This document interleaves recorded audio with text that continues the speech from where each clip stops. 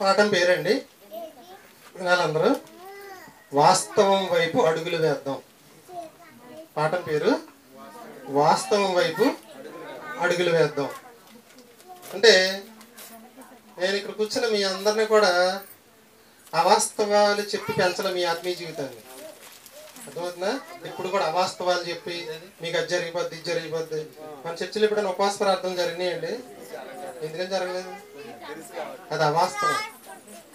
జనవరి 1 ముందు రోజు 31 రాత్రి నైట్ అంతా ఇక్కడే కూర్చుని 31 అయిపోయిన తర్వాత హ్యాపీ న్యూ ఇయర్ అని చెప్పుకుని ఇప్పుడు వెళ్ళాము ఇన్ని సంవత్సరాల్లో. ఎందుకని వెళ్ళలేదు?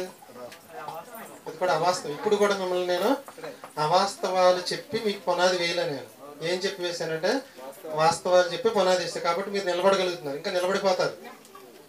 ఈరోజు ఈయన చెప్పిన మాటలు కూడా అవే, వాస్తవం మీద పునాది పడింది కాబట్టి చక్కటి మాటలు చెప్పడం అనేది జరిగింది.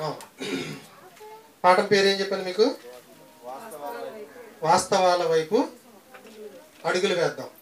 ఒక విషయం చెప్తా. వాస్తవం, జనవరి 1 రోజు అందరు వాగ్దానాలు తీసుకున్నారు. మా ట్యూషన్కి వచ్చే పెద్ద పిల్లల్ని నీకేం వాగ్దానం వచ్చిందని చెప్పారు. ఒకళ్ళని అడిగితే ఏం చెప్పారంటే, నీవు కొండ తేరులో నిన్ను కొండ తేటలో తేరులోనో తృప్తి పరిచదని అని వచ్చిందంట. నిన్ను కొండ తేరులో తృప్తి పరిచదని వచ్చిందంట. అంటే అర్థం ఏంటమ్మా అన్న. ఏమో నాకేం తెలిసింది అంటుంది. అది ఎవరికి ఇచ్చిన వాగ్దానం? ఇజ్రాయేలీలకు జనాంగానికి ఇచ్చిన వాగ్దానం, మంద కాదు. రెండో వాళ్ళకి ఏమొచ్చిందంటే, నీ చేతుల కష్టార్జితమును అనుభవించదు. ఆ పిల్ల చదివి 7th క్లాస్. ఎందుకు వచ్చిందో మీదంటే ఏమన్నా నాకు ఇది వచ్చిందండి మా అయ్యగారు ఇచ్చారని అంటుంది. నేను అందరిని కూర్చోబెట్టి అడిగి రాసుకున్నాను ఇవన్నీ. అది కూడా ఎవరికి ఇచ్చిన వాగ్దానం అంటే ఇజ్రాయేలీకి ఇచ్చిన. మూడోది, నీ దేవుడైన యెహోవా నిన్ను విడిచి పోడు. ఇది ఎవరికి ఇచ్చిన వాగ్దానం? అది కూడా వాళ్ళకి ఇచ్చింది. దేవుడు నీకు తోడై ఉన్నాడు. ఐదో పిల్లవాడిని అడిగితే, నీ యందు అన్ని జనులందరూ ఆశీర్వదించబడుదురు అని వచ్చిందంట. అర్థమైంది మీకు? ఆయనకి ఏం వాగ్దానం వచ్చింది? ఒక పిల్లవాడికి నీ యందు అన్ని జనులందరూ ఆశీర్వదించబడుదురు. అది ఎవరికి ఇచ్చిన వాగ్దానం అండి? అది అబ్రహాం గారికి దేవుడు ఇచ్చిన వాగ్దానం. నీ యందు, అబ్రహాము అయిన నీ యందు అన్ని జనులందరూ క్రీస్తు ద్వారా ఆశీర్వదించబడతారని ఇచ్చారు. అది ఈ పిల్లోడికి వచ్చింది వాగ్దానం. ఇదే నా వాగ్దానం అంటున్నాడు. అది ఆల్రెడీ ఎవరికి ఇచ్చేసిన వాగ్దానం? ఇజ్రాయేలీకి ఇచ్చేసిన వాగ్దానం. అది అయిపోయింది. ఇప్పుడు వీళ్ళు చెప్పే వాగ్దానాలన్నీ ఏంటంటే అయిపోయిన వాగ్దానాలు. తర్వాత చూస్తాం. ఆదరణకర్త అనగా తండ్రి నా నామమున పంపబోవు పరిశుద్ధాత్మ మీకు అనుగ్రహింపబడును. మీకు నేను మిగిలినగా చెప్పగా మిగిలిన సంగతులన్నీ మీకు బోధించును. ఏ పనులు చేయాలో ఎన్నిటిని మీకు జ్ఞాపకము చేయనని ఒక 10th క్లాస్ పిల్లడికి వాగ్దానం వచ్చిందంట. ఇది ఎవరికి ఇచ్చిన వాగ్దానం? యేసుక్రీస్తు శిష్యులతో ఒక వాగ్దానం చేశాడు. నేను వెళ్ళిపోయిన తర్వాత ఆదరణకర్త వస్తాడు, ఇంకా నేను చెప్పిన విషయాలు ఏమైనా ఉంటే మీకు చక్కగా చెప్తాడు అని చెప్పాడు. అది కూడా అయిపోయింది. అవలేదా?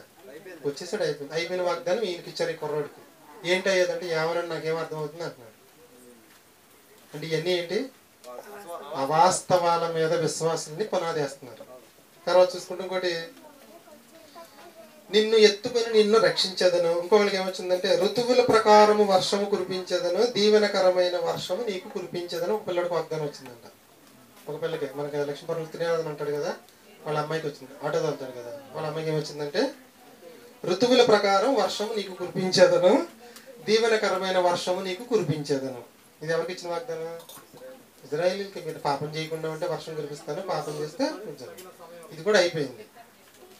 ఇప్పుడు వీళ్ళందరూ ట్యూషన్కి వచ్చిన పిల్లల్లో ఒక్కొక్కరికి ఒక్కొక్క వాగ్దానం వచ్చింది. వచ్చిన వాగ్దానం ఎవరికి రాలా.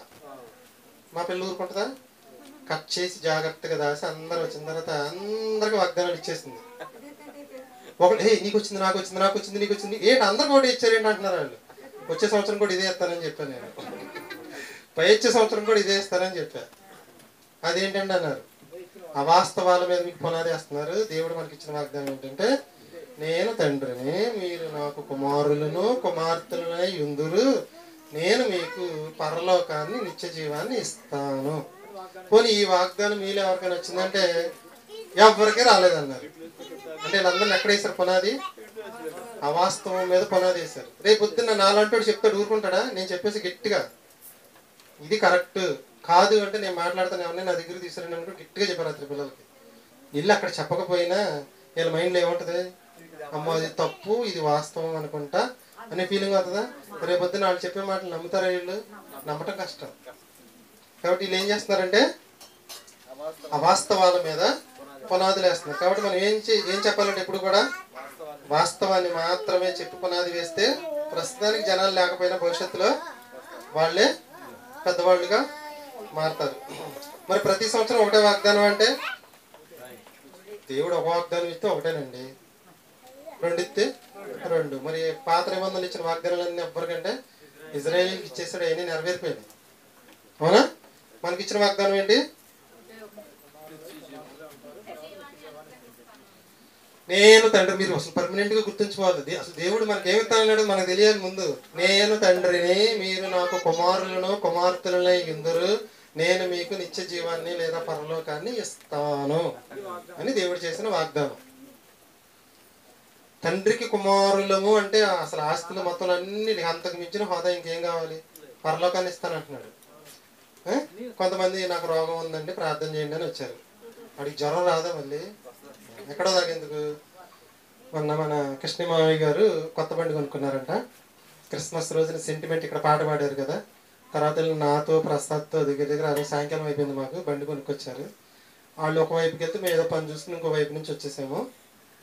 ఆల్రెడీ గుడి దగ్గర పూజ అయిపోతుంది, దానికి మన రామాలయం దగ్గర పూజ అయిపోతుంది. చేయించుకొని మేము ఊరుకున్నాం. నెక్స్ట్ 3వ రోజు సండే వచ్చింది కదా, అది వరకు ఇక్కడికి వేసుకొచ్చారు బండి. అల్లుడు మరి నా బండికి ప్రార్థన చేస్తావా అన్నాడు. నేను మీకు ఒక ఉపమానం చెప్తాను. మన గ్రామంలో ఒక ఆర్ఎంపీ డాక్టర్ గారు వచ్చి సర్వీస్ మొదలు పెట్టారు ఈరోజు. ఆయన క్రిస్టియన్. మన ఊళ్ళో ఎవరు క్రిస్టియన్ ఉన్నారంటే ఒకరిని తీసుకెళ్ళి ప్రార్థన చేయమన్నారు. ఆ ప్రార్థన చేసేది మీరు అనుకోండి, ఏమని చెప్తారు చెప్పండి? తండ్రి, మా గ్రామంలో ఉన్న వాళ్ళందరూ రోగాల బారిన పడిపోయి ఈయన దగ్గరికి వచ్చేసి ఈయన బాగా డెవలప్, ఇండైరెక్ట్గా అదే అర్థం, ఈయన బాగా అభివృద్ధి చెందించి దీవించి దేవా అంటే అర్థం ఏంటి? జనాలందరికీ రోగాలు రావాలనే కదా అర్థం. ఇండైరెక్ట్గా అదే కదండి. ఈటికి చెయ్యాలో ఈటికి చేయకూడదు కూడా నేను ఒకటే చెప్పాను. నేను ఇప్పటి వరకు ఎవరికి చేయలేదు, ఇది రాంగ్ చేయటం, నేను చేయను. నువ్వేమైనా అనుకో, నువ్వు ఇక్కడికి వచ్చిన పర్లా రాకపోయిన పర్లా వాస్తవం మీద పునాది వేయాలి. వేరే చోటుకి వెళ్ళి ఉంటారు, చేయించుకొని అది ఆయన ఆనందం. కానీ వాస్తవాన్ని మనం చెప్పాలి. ఇప్పుడు భవిష్యత్తులో మీకు తగులుతారు. మీకు కొంతమంది ఏం చేస్తున్నారంటే అమ్ముతారు కదా, రూపాయికి 2 రూపాయలు 5 రూపాయలు ఉంటుంది కదా. నా ఫ్రెండ్కి ఒకటి, మా అత్తకు ఒకటి, మా మామయ్యకి ఒకటి, మా బాబాయ్కి ఒకటి నీళ్ళు తెచ్చేస్తున్నారు. తెచ్చేసి ఇదిగో నేను నీకు తీసుకొచ్చిన వాగ్దానం అని ఇస్తారు కదా. దాన్ని మీరు ఏం చూడాలంటే ఈ మాట ఎవరు మాట్లాడారు, ఎవరితో మాట్లాడారు, ఎప్పుడు మాట్లాడారు, ఇది నెరవేరిందా నెరవేరలేదు, ఈ 4 విషయాలు మీరు గమనించుకోవాలి. ఒకటి, దేవుడు మాట్లాడాడు. రెండోది, ఇజ్రాయేల్తో మాట్లాడాడు. నెరవేరిందంటే నెరవేరింది. అయిపోయిన దాన్ని తీసుకొచ్చి నాకు ఇచ్చి ఇది నీకు దేవుడు ఇచ్చిన వాగ్దానం అంటే ఎలా నమ్ముతారండి జనాలు? చక్కగా నమ్ముతున్నారండి, చక్కగా నమ్ముతున్నారు. ఇది ఒక వ్యాపారం లాగా తయారైపోయింది. మరి జనవరి 1 రోజు అర్ధరాత్రి మనం ఎప్పుడు ప్రార్థన పట్ల మీకు గుర్తుంది? ఎన్ని సంవత్సరాల్లో? లాస్ట్ ఆదివారం పెట్టుకుంటాం. ఆ ఆదివారం చెప్పిన మెసేజ్లోనే డిసెంబర్ 31 అర్ధరాత్రి అప్లోడ్ చేస్తాం జనాల కోసం. అంతే. ఇప్పుడు పెట్టుకున్నాం. ఏ రోజన్నా అంత నిద్రమానే ఉండవలసిన సొంత అవసరత లేదు. ఉందంటే మీరు చెప్పిన పని అలా మీకు తెలియదని ఇంకా అంత తగలేదు. కొత్త నిబంధనలు అపోస్తలు ఎన్ని నైట్లు చేయలేదంటే ఒక్కటి చూపించండి. ఉపవాస ప్రార్థనలు చూపించండి. పోనీ మిడ్ నైట్ తెల్లవారులు నూతన సంవత్సరం రోజున వండి ఆ టైం వరకు ఉంటే ఏంటి ఉపయోగం చెప్పండి? ఆ ప్రభావం 7 రోజులు పడుతుంది ఇద్దరి మీద. ప్రసాద్ అడగని చెప్తాడు. అవునా? చెప్పే విషయం మీద మనకి క్లారిటీ ఉండాలి, చెప్పే వాళ్ళకి కూడా క్లారిటీగా మనం చెప్పాలి. మన పునాది ఎక్కడ వేసుకోవాలండి? వాస్తవాల మీదే పునాది వేసుకోవాలి. అవాస్తవాల మీద వేసుకుంటే అది వాస్తవం తెలిసిన తర్వాత ఏమైందంటే మొత్తం వాస్తవం అయిపోతుంది. కాబట్టి మన పునాది ఎలా వేసుకోవాలి? వాస్తవాల మీదే మన పునాది అనేది వేసుకోవాలి. నూతన సంవత్సరం కాదు, నూతన జీవితాన్ని ప్రారంభించాలి. అవునా? కాబట్టి మనం అందరం కూడా ఎలా పెరగాలంటే వాస్తవంలోనే పెరగాలి. డిసెంబర్ 25 మీ అందరికీ తెలుసు, అది యేసుక్రీస్తు పుట్టినరోజు కాదు, అది వాస్తవానే చెప్తాం మనం. ఏమని చెప్తాం? అది కాన్స్టెంట్ అనే రాజు తన దేవతను పూజించేవాడు. ఆ దేవతను పూజించే అతను క్రీస్తుని నమ్ముకోవడం వల్ల గ్రాండ్గా ఆ పండుగ చేసేవాడు. ఆ డేట్ని ఈ యేసుక్రీస్తు పుట్టినరోజుగా చేయడం. అలాగని యేసుక్రీస్తు పుట్టలేదని చెప్పట్లా, డిసెంబర్ నెలలోనే పుట్టాడు. ఆ డేట్ని కన్ఫర్మ్ చేసిన ప్రపంచవ్యాప్తంగా జరుపుకుంటుంది, మనం కూడా జరుపుకుంటున్నాం. తప్పితే ఆయన ఆ రోజు పుట్టలేదు, అది పుట్టుక కాదు. వాస్తవం ఏంటి? మొదటి రాకడ. మీరు 23, 24 తారీఖున క్లాసులు జరిగినాయండి ఇక్కడ, కొంతమంది రాలేదు. ఒకసారి యూట్యూబ్లో పెట్టాను, చాలా బాగుంటాయి, ఒకసారి వినండి. ఏమని చెప్పాలి మనం? అది మొదటి రాకడ. కాబట్టి క్రీస్తు రెండో రాకడలో మరలా రాబోతున్నాడని మనం చెప్పాలి. ఇదండి వాస్తవాల మీద మన పునాది అనేది ఉండాలి. చక్కగా మంచి మంచి పాఠాలు చెప్పండి. మీరు పబ్లిక్ స్పీకర్లు అయ్యే స్థాయిలోకి వెళ్ళిపోయారు. చాలా జాగ్రత్తగా మెసేజ్లు చెప్పండి, చక్కగా అప్లోడ్ చేస్తాను. మంచిగా ప్రయోజకులు అవుదా, దేవుని సంతోషపెట్టే పిల్లలుగా. చిన్న చర్చను మీరు అనుకోవద్దు, పెడితే 100 మంది చూస్తున్నారంటే చిన్నదా పెద్దదంటారా? పెద్దదే. 400 మంది సబ్స్క్రైబర్లు. ఉమామహేశ్వరరావు గారు కూడా మొన్న 399 అయిన తర్వాత తోటకూర అమ్మే అమ్మాయిని కానీ, రైతు బజార్లో కూరగాయలు అమ్మాయిని కానీ, అబ్బాయిని కానీ, సరుకులు కొనేవాడిని కానీ ఎవరిని వదలను నేను. నా దగ్గర సరుకులు కొన్నప్పుడు నా ఛానల్కి ఎందుకు సబ్స్క్రైబ్ అవ్వడం? మా పిల్ల అయితే అసలు వదలదు. ఎక్కువ మందిని మా పిల్ల చేయించిందండి. మా పిల్ల కూడా ఎక్కువ మంది. మీరు ఏమొద్దు, మీ ఫ్రెండ్స్ ఎవరైనా ఉంటే 1, 2. ఆగస్టు 15కి కరెక్ట్గా మన ప్రసాద్ ఈ ఛానల్ ఓపెన్ చేశాడండి. ఆగస్టు 15 రోజున ఛానల్ ఓపెన్ చేశాడు.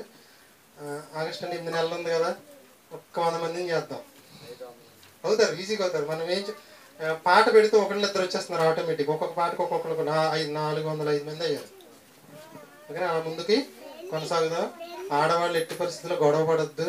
మగవాళ్ళకి మాకు గొడవలు ఏమీ ఉండవు. అలాగని ఆడవాళ్ళకి గొడవలు ఉంటాయని నేను అంటలేదు.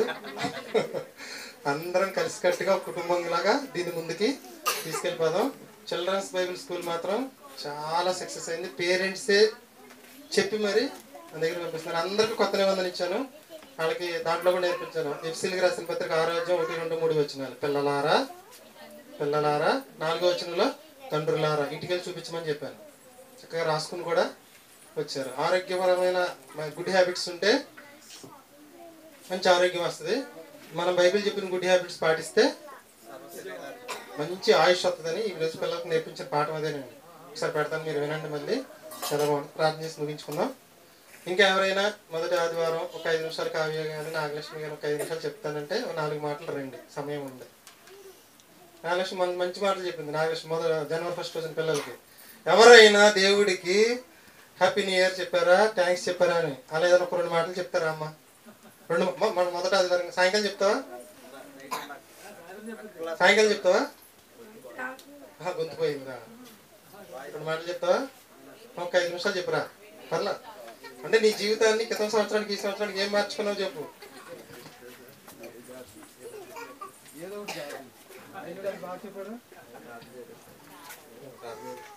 ఆగాదు ఒకసారి.